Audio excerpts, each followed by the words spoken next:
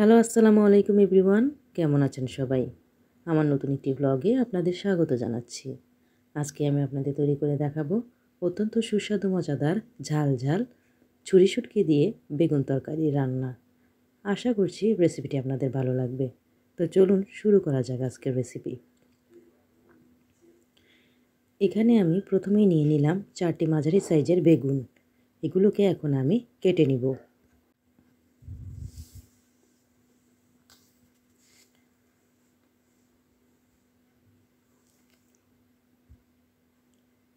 কেটে ধুয়ে পানি ঝরিয়ে নিচ্ছি বেগুনগুলোকে।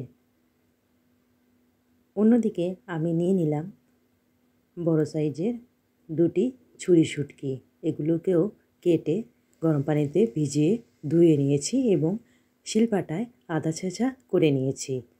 আমি একটি বাটিতে নিয়ে নিলাম সরিষার তেল 2 টেবিল চামচ পরিমাণে, দিয়ে দিলাম শুকনা মরিচ কুচি 1 টেবিল চামচ পরিমাণে এবং কালিজিরা 1/2 টেবিল চামচ পরিমাণে। এই উপকরণগুলোকে আমি এখন চুলাতে একটি পাত্রে দিয়ে দিলাম।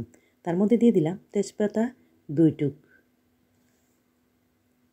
রসুন কুচি 1 টেবিল চামচ পরিমাণে, পেঁয়াজ কুচি 2 টেবিল চামচ পরিমাণে, দিয়ে দিলাম লবণ 1/2 টেবিল চামচ পরিমাণে, সাথে দিয়ে দিলাম আগে থেকে আদা ছেঁচা করে রাখা ছুরি শুটকিগুলো।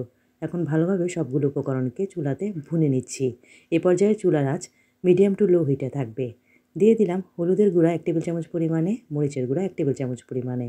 আবারও ভালোভাবে নেড়ে চেড়ে ভুনা করে নিচ্ছি। একটু ভুনে নেওয়ার পর তার মধ্যে দিয়ে দিব আমি পরিমাণ মতো প্রায় 1 কাপের মতো পানি। নেড়ে চেড়ে ঢাকনা দিয়ে রান্না করব 5 মিনিটের জন্য।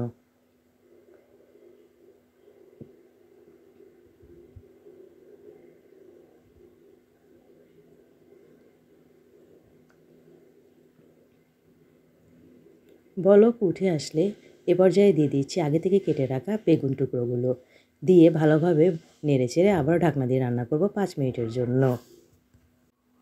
ঢাকনা খুলে একটু নেড়ে চেড়ে এ পর্যায়ে আমি আবারও 1 কাপ পানি দিয়ে দিচ্ছি প্রয়োজন অনুসারে। ঢাকনা দিয়ে রান্না করব আবারও 2 মিনিটের জন্য। এ পর্যায়ে দিয়ে দিচ্ছি 1/2 কাপ পরিমাণে পেঁয়াজ পাতা কুচি, কাঁচামরিচ 2 টেবিল চামচ পরিমাণে, দিয়ে দিলাম জিরার গুঁড়া 1 টেবিল চামচ পরিমাণে। সবগুলো উপকরণকে নেড়ে চেড়ে ঢাকনা দিয়ে রান্না করব 2 মিনিটের জন্য। বলক চলে আসলে যখন মাখা মাখা হয়ে আসবে এবং প্রায় তরকারি হয়ে আসবে এ পর্যায়ে দিয়ে দিলাম ধনিয়া পাতা কুচি 2 টেবিল চামচ পরিমাণে। চুলা থেকে নামিয়ে নিব। ব্যাস তৈরি হয়ে গেল আমার সুস্বাদু মজাদার গরম গরম লইট্টা শুটকি দিয়ে বেগুন তরকারি।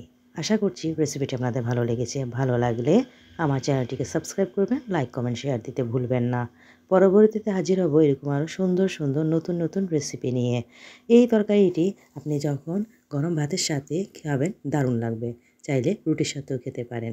যারা শুটকি পছন্দ করেন তাদের জন্য আদর্শ একটি রেসিপি এটি। অত্যন্ত জনপ্রিয়, মুখরোচক, সুস্বাদু এই রেসিপিটি অবশ্যই বাসায় ট্রাই করে খাবেন। ভালো লাগবে আশা করি।